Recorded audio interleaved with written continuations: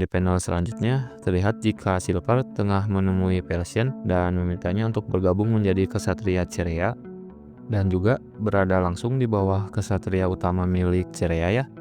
Tapi di sini Mikhail berkata, bagaimana jika mereka menolak tawaran tersebut? Dan Silver menjawab jika mereka akan mati kalau menolak ajakannya ini. Lalu Mikhail sedikit mengancam Silver dengan berkata jika dia membunuhnya itu hanya akan membuat Duck marah karena mau bagaimanapun mereka adalah rekannya. Dan Silver menjawab jika saat ini Baron Ducklet sudah menghilang, yang perkataannya ini sontak membuat Persian dan teman-temannya terpancing emosi sehingga mereka mulai menghunuskan pedang mereka. Tapi untungnya Gaston bisa menenangkan mereka dengan sihirnya sebelum terjadi keributan ya, yang tidak perlu tentunya. Di sini terlihat jika satu-satunya orang yang masih terlihat tenang hanyalah Mikhail seorang, di mana dia mulai berasumsi jika ada 3 kemungkinan mengapa Silver bertindak seperti ini. Yang pertama, dia memang mempercayai mereka, yang tentunya itu memang mustahil ya. Lalu yang kedua, dia tidak peduli jika mereka akan memberontak atau tidak. Dan yang ketiga, dia tadi berkata jika Baron Ducklet itu menghilang dan tidak pernah mengatakan jika Duck telah mati. Di mana kemungkinan besar jika sekarang sudah tidak ada orang yang bernama Baron Ducklet lagi ya. Berarti antara Duck telah keluar dari kerajaan atau dia naik pangkat menjadi lebih tinggi ya pangkatnya. Lalu Silver di sini mulai mengingat perkataan dari Tozir yang mengatakan jika Mikhail dulunya merupakan seorang bangsawan di Kekaisaran Korin ya, di mana dia sudah pasti memiliki kecakapan dan kepintaran setingkat para bangsawan lainnya, di mana hal tersebut itu cukup menguntungkan jika dia memang mau berpihak pada mereka. Lalu di sini Silver juga mulai menyadari jika kemungkinan besar si Mikhail ini cukup setia kepada Duck yang merupakan rekannya ini ya, di mana menurut asumsi Tozir jika kedepannya mungkin saja Mikhail ini akan lebih berguna daripada Geralt Sidmihon. Ya, meskipun di sini Silver masih bertanya-tanya mengenai Mikhail yang bisa begitu membenci latar belakangnya ya, yang merupakan seorang bangsawan di kerajaan terkuat. Dan setelah berbincang sedikit, di sini Mikhail mulai bertanya jika mereka itu akan menjadi kesatria penjaga yang bagaimana gitu. Dan tentunya mereka juga bertanya mereka itu akan menjaga siapa. Dan akhirnya di sini Silver mulai memperkenalkan tuan mereka, di mana hal tersebut itu cukup mengejutkan semua orang karena saat ini mereka akan menjadi kesatrianya sang Duke Duck Ronier. Di mana saat mereka melihat Duck kembali, mereka cukup terkejut melihat perubahan fisik pada diri Duck ya, di mana terlihat jika Duck sekarang seperti lebih tinggi daripada sebelumnya. Lalu setelah basa-basi dan berbincang sedikit, akhirnya Duck menyuruh teman-temannya untuk membersihkan diri terlebih dahulu. Lalu setelah beberapa saat, terlihat jika Sherin mulai memasuki ruangan tersebut untuk menemui Duck. Lalu dia mulai meminta Duck untuk memberinya beberapa orang agar bisa membantunya untuk mengelola kastil tersebut ya, yang cukup besar. Lalu Duck segera menyuruhnya untuk merekrut orang di sekitar saja. Tapi di sini Sherin menolak tawarannya itu karena orang-orang yang berkeliaran di sana hanyalah para kesatria saja, ungkapnya. Dan akhirnya Duck mulai menanyakan tentang seberapa banyak orang yang Sherin butuhkan. Lalu Sherin menjawab jika setidaknya dia membutuhkan 3 orang, yang membuat Duck sedikit kepikiran orang yang cocok untuk tugas tersebut. Dan tanpa buang waktu lagi, Duck langsung terbang menuju tengah hutan yang cukup dikenalnya ya untuk menemui seseorang. Dan ternyata tempat tersebut itu merupakan kediamannya si Loli tercinta kita ya, atau si Tiara ya. Dan saat mereka bertemu, tentu saja si Tiara tidak mengenali Duck sama sekali karena wujud baru Duck ini kan seorang cewek. Dan saat ibunya keluar ruangan, dia juga cukup dikejutkan dengan kedatangan Wyvern di halaman rumahnya. Dan tentunya dia juga tidak mengenali Duck saat ini. Dan dia mengira jika Duck adalah bangsawan kerajaan. Dan karena mereka sama sekali tidak mengenalinya, akhirnya Duck memiliki ide untuk mengingatkan kembali Tiara ya, dengan cara mengambil kayu dan kapak yang tergeletak sama seperti saat dia baru pertama kali bertemu dengan Tiara ya. Dimana saat Tiara melihat bagaimana cara Duck memotong kayu bakar, dia mulai tersadar jika memang orang yang ada di hadapannya ini pastilah Duck itu sendiri. Tapi di sini ibu dari Tiara masih tidak mempercayai Dak karena menurutnya bisa saja orang yang ada di depannya ini hanyalah seorang penipu yang berpura-pura menjadi Dak. Dan karena tidak ada pilihan lain lagi, akhirnya Dak mulai berpikir untuk melakukan hal yang sama saat dia baru pertama kali juga bertemu dengan ibunya ya. Dimana tindakan Dak ini membuat ibu dari Tiara mulai percaya jika memang benar orang yang ada di hadapannya ini adalah Dak itu sendiri. Dan karena sudah mengetahui jika orang yang ada di depannya ini benar-benar Dak, ibu Tiara langsung memanggil suaminya yang sedang berburu di dalam hutan untuk menemuinya ya di rumah mereka. Lalu di panel selanjutnya terlihat jika keluarga Blair telah berkumpul di dalam rumah mereka dan ayah dari Tiara lah yang pertama kali angkat bicara mengenai tujuan dari Dak ini mendatangi mereka ke sini ya. Dan tanpa basa-basi, Dak langsung pada intinya di mana dia meminta semuanya untuk bekerja di kediamannya dan tinggal di kastil miliknya. Di mana tawarannya ini sontak membuat Tiara dan juga kakaknya ini sedikit senang ya.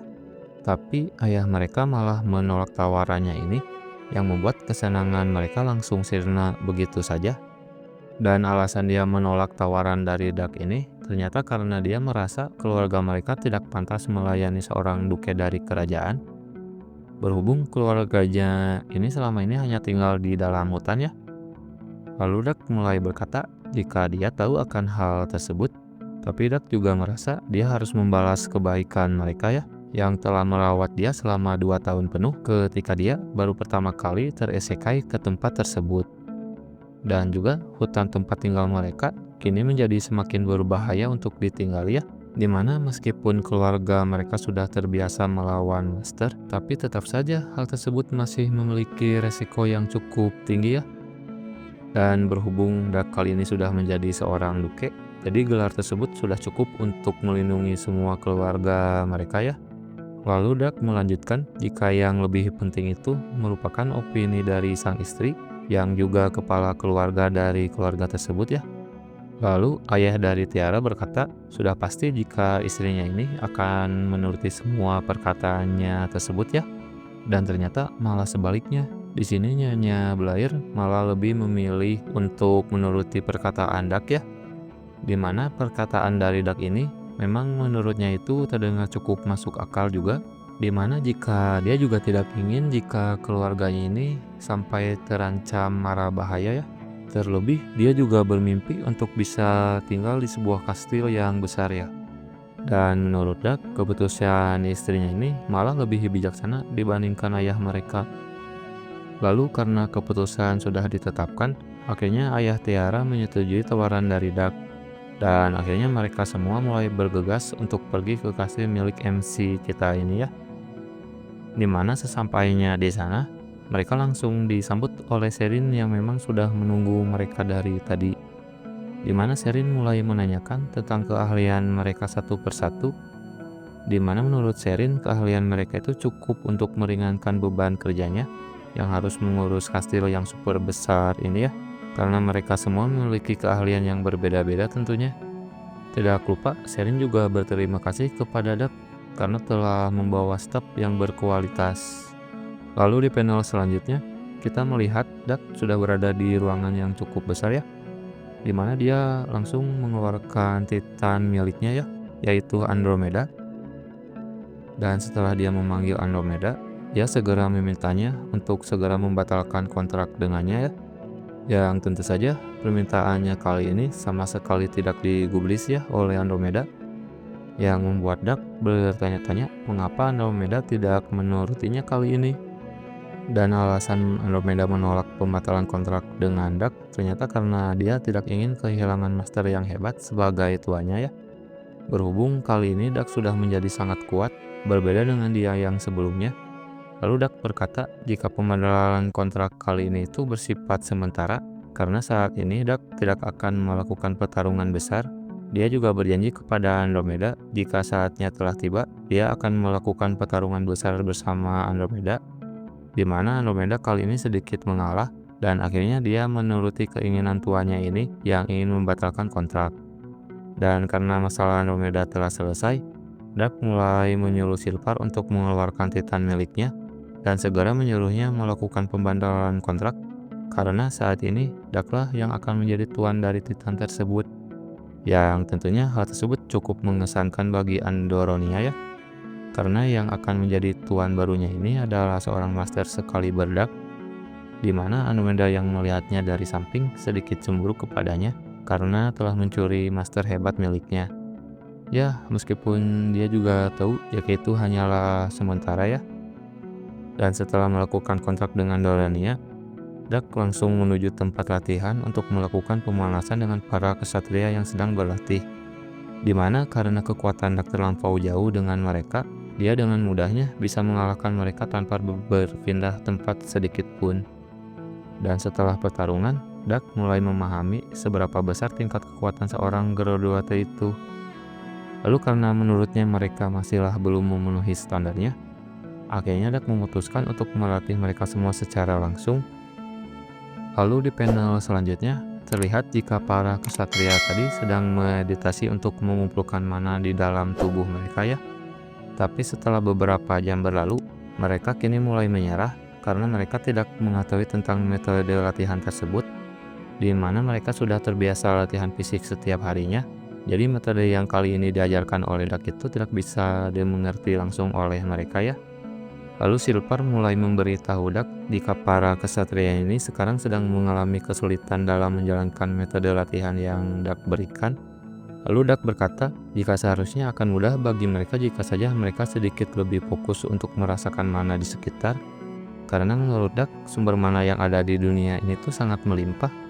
Lalu Silver menjawab jika mungkin yang dikatakan Dak memang benar adanya, tapi mau bagaimanapun akan sulit jika hanya menjelaskan teorinya saja ya. Karena mau bagaimanapun mereka bahkan tidak bisa merasakan mana sama sekali. Seperti kau menjelaskan kepada orang yang tidak pernah melihat gurita sebagai ikan berkaki 8, maka mereka akan membayangkan sebagai laba-laba yang hidup di laut. Dan setelah mendengar penjelasan dari Silver, Dak akhirnya mulai membantu secara langsung kesatria yang sedang berlatih. Lalu terlihat jika sekarang Dak sedang membantu salah satu kesatria di sana, di mana Daklah yang akan mengumpulkan mana ke dalam perutnya. Di mana cara tersebut ternyata cukup efektif karena saat ini dia mulai bisa merasakan mana di dalam perutnya. Di mana hal tersebut itu mulai memicu semangat orang-orang yang tadi sedang menonton, di mana mereka kini mulai melepaskan baju mereka karena ingin Dak untuk membantu mereka juga ya. Dan setelah beberapa saat, terlihat jika mereka kini tengah bermeditasi agar bisa lebih fokus dalam menyerap mana yang kini sudah bisa mereka rasakan, di mana menurut Dak dalam waktu 1 bulan ke depan mereka akan bisa membuka dantian mereka. Lalu di panel selanjutnya, terlihat jika saat ini kelompok dari Prescient sedang membersihkan diri sambil bersantai, di mana saat mereka sedang asik berbincang, tiba-tiba Dak membuka pintu kamar mandi dan mulai memasuki pemandian tersebut ya. Dimana kedatangannya ini cukup mengejutkan mereka, berhubung tubuh Dak saat ini masihlah tubuh seorang wanita. Lalu Dak berkata untuk tidak mempermasalahkan hal remeh seperti itu kepada mereka, karena mau bagaimanapun dia merupakan seorang pria. Dan setelah berbincang sedikit, Dak mulai menyeru Jimmy dan Luffy untuk menyerah dalam latihan kali ini, karena mereka berdua itu tidak memiliki bakat, pikir Dak ya. Dak juga menyuruh mereka berdua untuk segera berkemas dan pergi dari sana. Yang di panel selanjutnya, terlihat jika media cukup emosi mendengar ketika Jimmy dan Luffy sudah tidak berada di kelompok mereka lagi ya. Tapi Mikhail cukup tenang dalam menanggapi ini, karena menurutnya hal tersebut itu juga wajar saja karena mereka berdua itu memang tidak berbakat. Di mana perkataan Mikhail ini menurut media terlalu dingin bagi orang yang telah bersama-sama melakukan petualangan. Lalu Mikhail membalas jika itu merupakan resiko bagi seorang tentara bayaran, di mana perkataannya ini sedikit menyulut emosi media. Ya, tentunya Gaston segera menenangkannya, meski dia yang akhirnya harus terkena imbasnya. Lalu di panel selanjutnya terlihat jika Dak saat ini sedang mendatangi Tojir, karena Dak ingin bertanya tentang kemajuan dari penelitian Tojir terhadap kutukannya ini. Tapi di sini Tojir berkata jika dia itu belum mengalami kemajuan sama sekali, di mana Dak yang mendengarnya sedikit emosi karena Tojir tidak menepati omongannya yang akan segera melepaskan kutukan Dak. Lalu Dak mulai mengintimidasinya dengan mengeluarkan sedikit tekanan terhadapnya sambil mengatakan jika alasan Dak mau bekerja sama dengan dia hanyalah untuk melepaskan kembali kutukannya, yang dibalas Tojir jika dia juga sekarang masih berusaha untuk melepaskan kutukan tersebut. Di mana di sini kita diberitahu jika cara untuk melepaskan kutukannya ini cukup sederhana ya, di mana dia hanya harus menghancurkan cincin yang menjadi sumber dari kutukan tersebut. Tapi Tojir berpikir jika dia sekarang melepaskan kutukan itu, maka kemungkinan besar Dak akan bertindak di luar jangkauan mereka, di mana cara untuk mengendalikan Dak ya hanya dengan perjanjian tersebut. Lalu saat ini Dak mulai mencekik leher Tojir, karena menurutnya dia ini seperti tipe orang perencana yang memiliki lidah tajam, di mana Dak paling membenci tipe orang seperti itu. Lalu Dak mulai berencana membunuh Tojir saat itu juga, tapi Tojir langsung memohon ampunan dan berkata jika Dak membunuhnya, maka kutukannya tidak akan pernah bisa dilepaskan. Yang perkataannya ini membuat Dak mengurungkan niatnya tadi. Lalu Dak segera bergegas dari sana karena ingin menemui orang lainnya yang ada di tempat tersebut. Dan orang yang ingin ditemui Dak kali ini adalah Agrion yang merupakan penasihat kerajaan, di mana Dak memintanya untuk mempersiapkan diri dalam rapat diplomasi dengan kerajaan Ageron, di mana Agrion berkata jika dia tidak bisa melakukannya karena saat ini sedang sibuk, tapi dia juga telah menyiapkan orang lain yang tentunya kemampuannya juga cukup ahli, dan orang tersebut adalah Kisley ya, di mana saat Dak melihatnya, dia awalnya tidak mempercayainya melihat sosoknya yang masih muda. Tapi ternyata itu hanyalah sihir suci yang membuatnya terlihat masih muda ya. Dimana sosok aslinya ini merupakan orang yang sudah tua juga, sama seperti Agrion. Dan tentunya kemampuannya dalam bernegosiasi tidak perlu diragukan lagi ya. Mengingat Agrion sendirilah yang merekomendasikannya. Lalu di panel selanjutnya, terlihat jika beberapa orang dari Krakataus, dan tentunya juga dari kerajaan Agron, sedang melakukan diskusi, di mana saat ini mereka sedang membahas tentang pihak dari Krakataus yang malah memasuki perbatasan wilayah Argon ya beberapa waktu lalu. Meskipun pihak dari Krakataus hanya ingin membunuh monster yang mengancam kerajaan mereka. Dan pendeta dari Krakataus menjawab, meskipun mereka telah melanggar perbatasan, tapi mereka tidak menyebabkan kerusakan sama sekali di perbatasan. Di mana tentunya pihak dari Argon berkata jika mereka tetap saja telah melanggar perjanjian, di mana hal tersebut itu cukup untuk memberi mereka alasan meminta ganti rugi kepada pihak Krakataus. Lalu Gaston bertanya tentang apa yang diinginkan oleh mereka.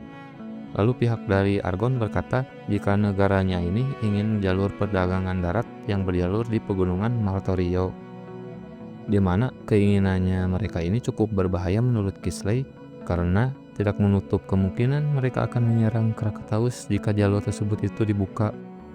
Dan di sini Kisley cukup kesal karena Dak saat ini tidak ada di sana, di mana dialah yang memberikan perintah kepadanya. Dan di sini ternyata MC kita malah dengan enaknya ya bersantai di sebuah kedai bersama dengan Jimmy dan Luffy, di mana ternyata Dak sedang berencana untuk melatih mereka berdua ya di luar. Ya sambil mencari hiburan juga untuk dirinya sendiri ya. Sampai di mana dia mulai mendengar beberapa orang yang ada di kedai tersebut mulai membicarakan ayahnya ya, di mana Dak langsung memiliki ide untuk memancing amarah orang-orang tersebut dan lalu menggunakan Jimmy dan Luffy untuk menangani mereka semua ya, sebagai latihan pertama mereka. Di mana di sini Dak langsung mengendalikan Jimmy dan Luffy menggunakan mana miliknya, di mana hal tersebut itu ternyata cukup efektif untuk melawan semua orang yang ada di sana ya. Dan chapter pun berakhir sampai di sini. Ending yang cukup memwibukan. Dan ya, apakah yang akan terjadi pada Jimmy dan Luffy? Dan juga bagaimana cara Krakataus dalam menangani pihak dari Agron yang saat ini mulai mengancam mereka ya. Jika kalian penasaran, nantikan kelanjutannya di video berikutnya. Dan sekian video dari gua. Mohon maaf jika banyak kesalahan pada omongan gua. Dan jika kalian suka dengan video kali ini, boleh diklik tombol like-nya ya. Dan jangan lupa juga untuk share video ini ke teman-teman kalian. Dan terakhir, seperti biasa, salam dari gua, Sampurasun. para wibu sekalian.